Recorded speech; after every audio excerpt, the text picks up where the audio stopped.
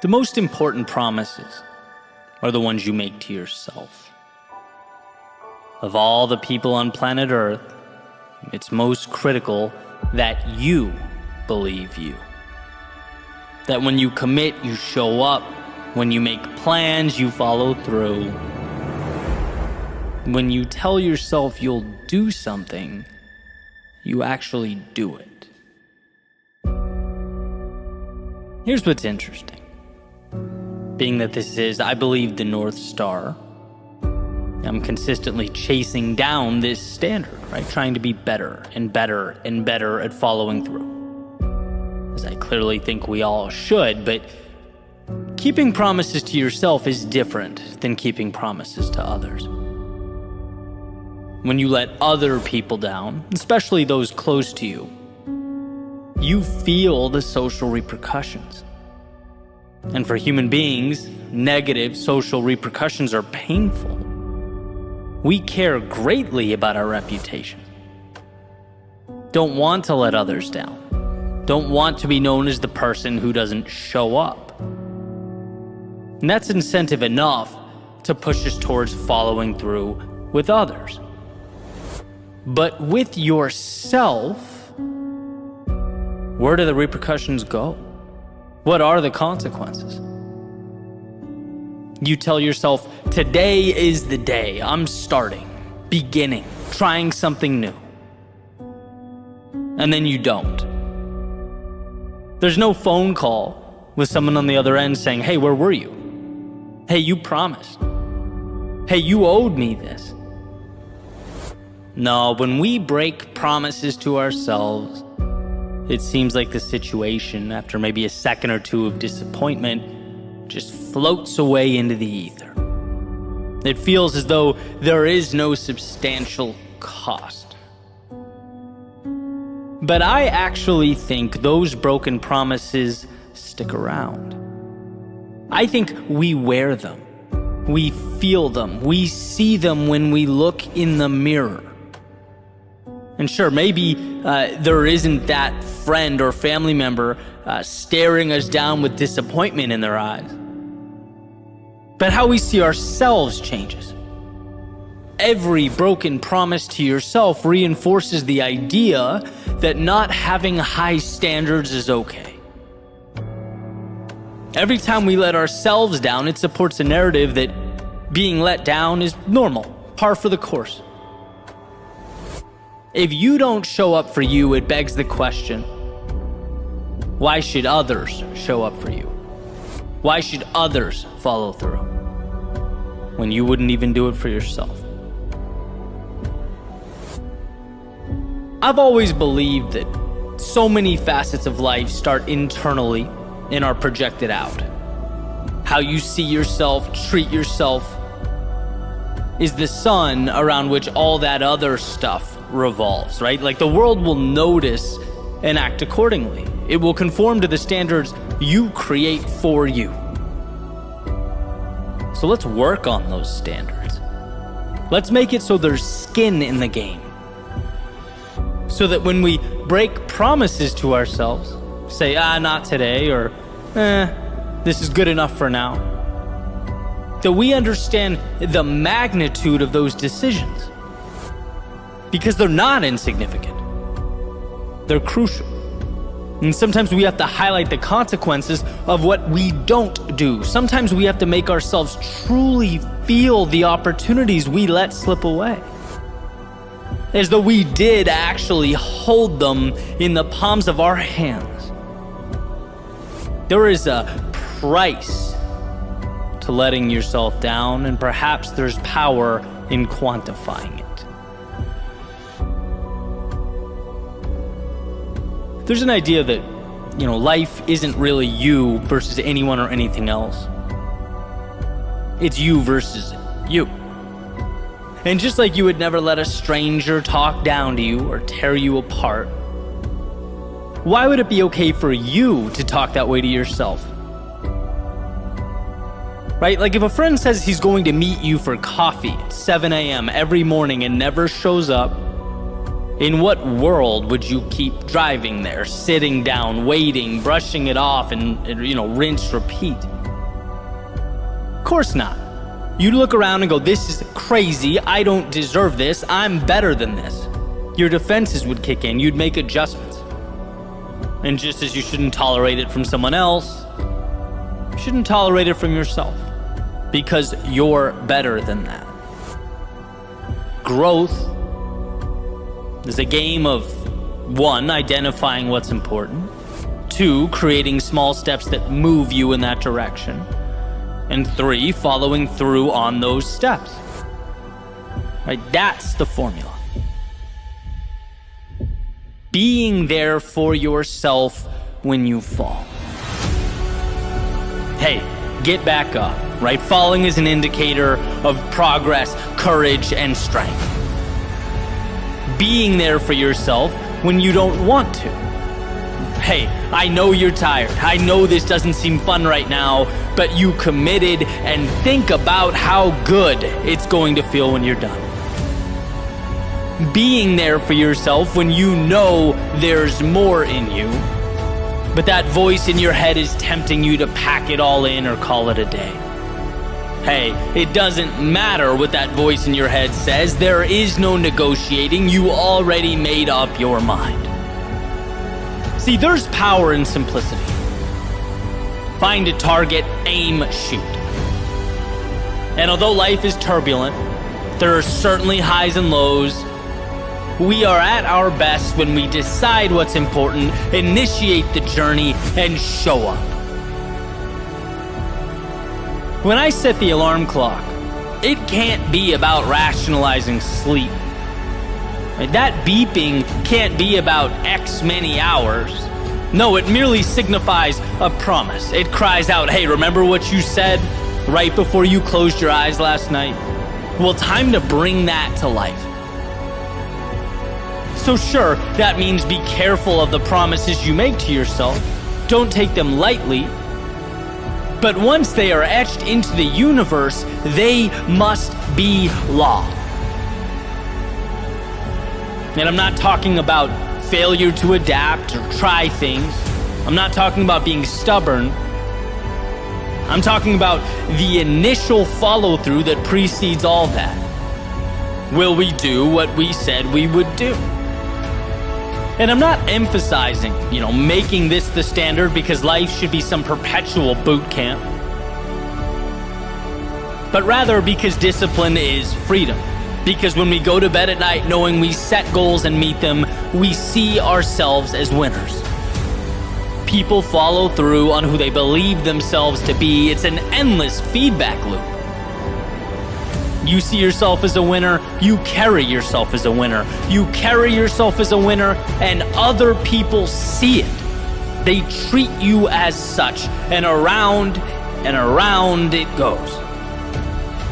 So when you feel like skipping or procrastinating or quitting on yourself, remember that it's not just that immediate moment at stake. It's not a little thing. It's one brushstroke on the mural that is your current reality. It becomes you. And again, you wouldn't let other people talk down to you. So stop doing it to yourself. You wouldn't allow being stood up by others. So stop doing that to yourself. Become the king or queen of your own empire. Rule over yourself like it all matters, because it does. To keep the promises you make to yourself is playing offense. It's essentially building a bridge to the outside world so that you may go shape it, as opposed to merely putting up your hands and living at life's mercy. Never forget how much control you have, how powerful you are, and that you don't need to convince others, you need to convince yourself. During the highs, the lows, the ups and the downs, the sun and the rain, you need to be there for you.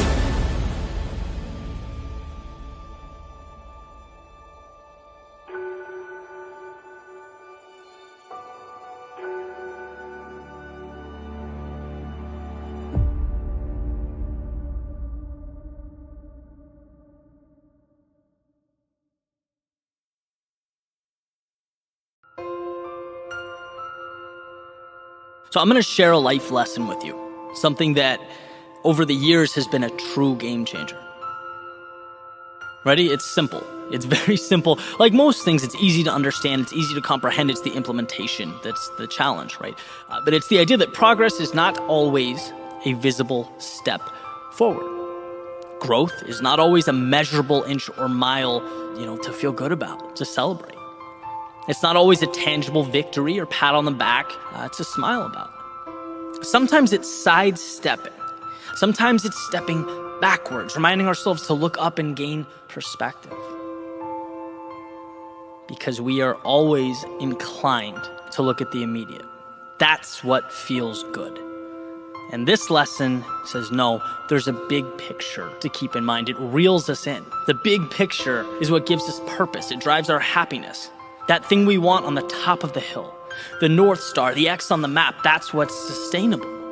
And I say it's been a game changer for me because, one of my biggest adversaries over the years has been that voice in my head, almost pleading with me to indulge in the thing that will bring that immediate result. It's money now, growth now, validation now.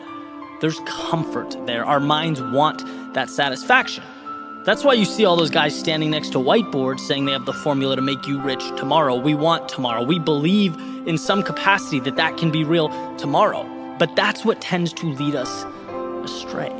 And so I've spent a lot of time reflecting over the years on how to incentivize those steps that aren't immediately impactful. There's not the flashy medal you're going to get right now, but I know that if I do it, it's going to bring me to my long-term goal. How do I incentivize that?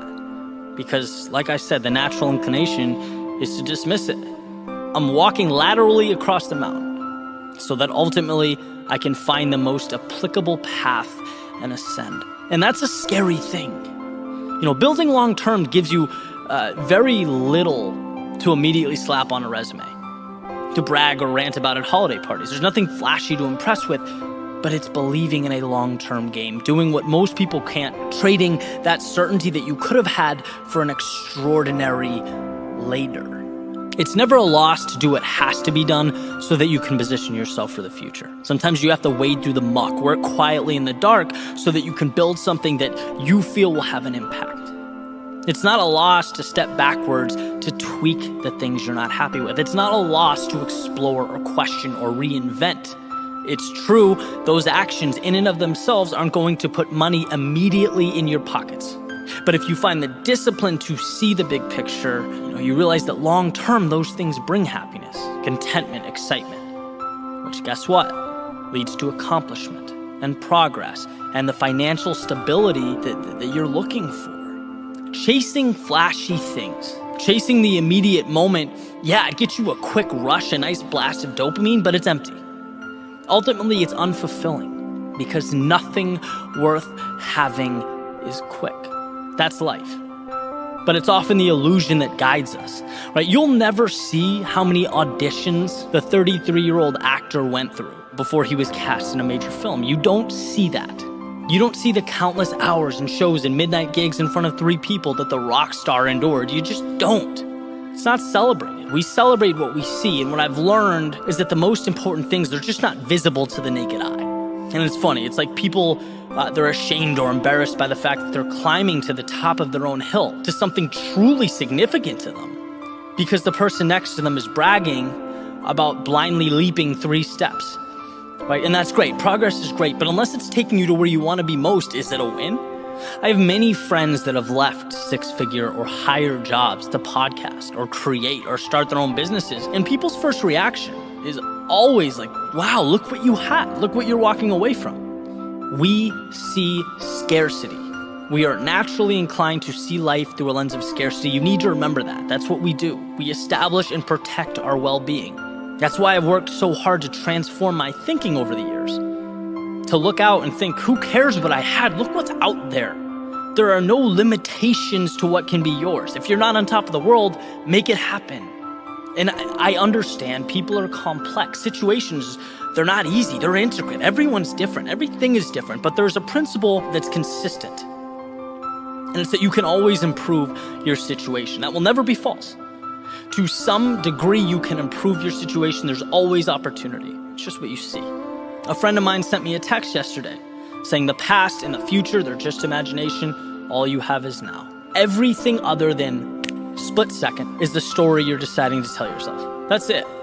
Think about that. We're operating off what we decide is real or imaginary, possible or impossible. We're living in a world that is our own. There's no them or they or crowd, just individual people, all telling themselves some variation of a story.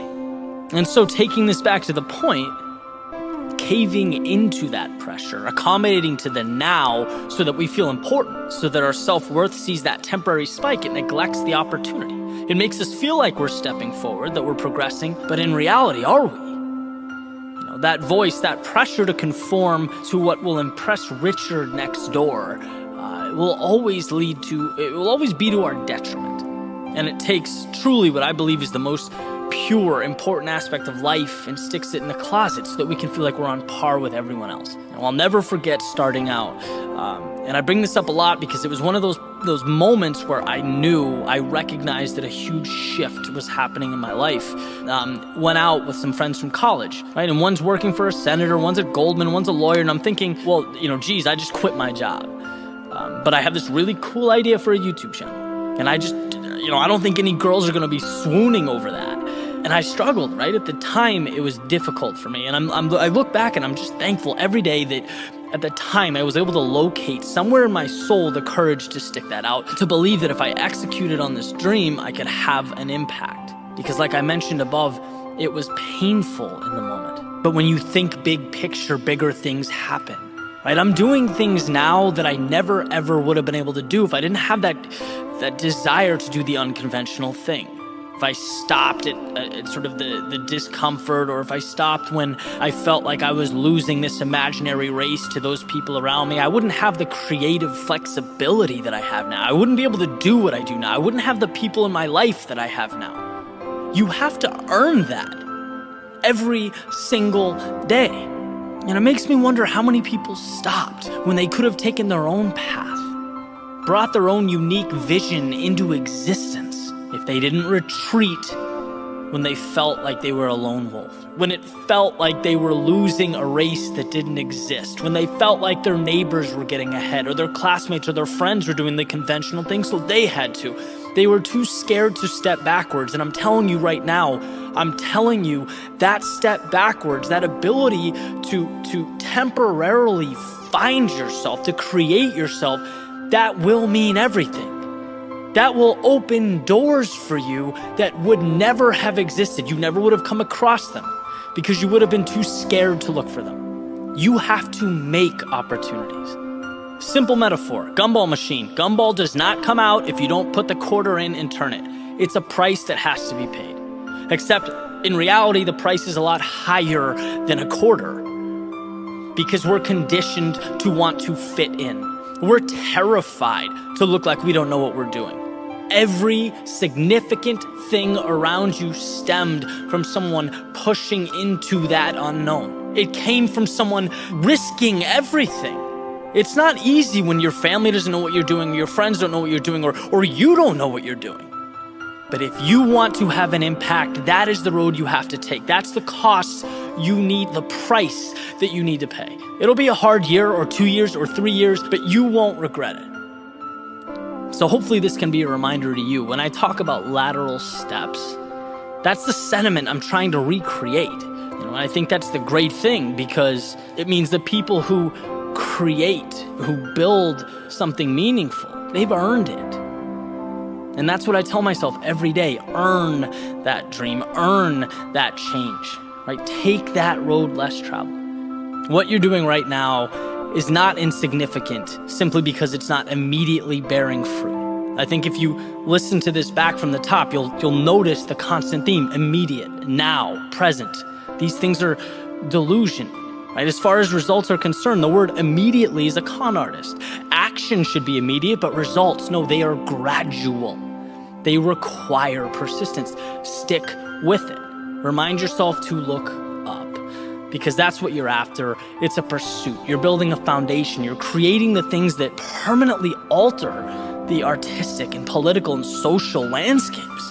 That's remarkable. It's the road few have the patience to walk. Remind yourself why you're skipping the small stuff, brushing off the little wins and losses. And why building something substantial in silence is more powerful than gloating and screaming at the top of your lungs after every visible step. Look up. Remind yourself that you are going to change the world and you can see it.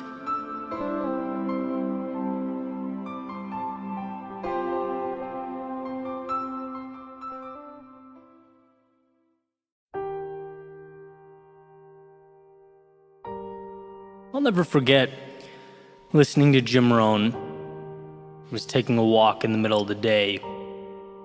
I needed to get out, decompress, rethink, realign. And this message came through my headphones. He said, "We must all suffer from one of two pains, the pain of discipline or the pain of regret. The difference is discipline weighs ounces while regret weighs tons." And I needed that.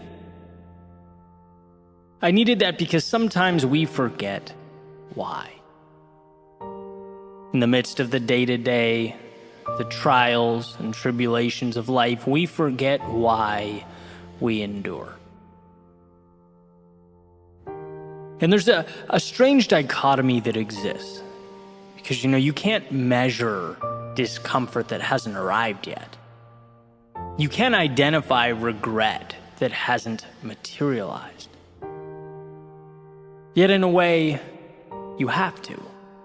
You have to somehow make that tangible. You have to know that sacrifices of today deliver you from the anguish of "I wish," or "if only," or "maybe I could have." I've heard it said that humans' ability to delay gratification is what makes us so unique, incredible even. But that doesn't mean it comes easy. So as I walked, I became reacquainted with the trust that I had in myself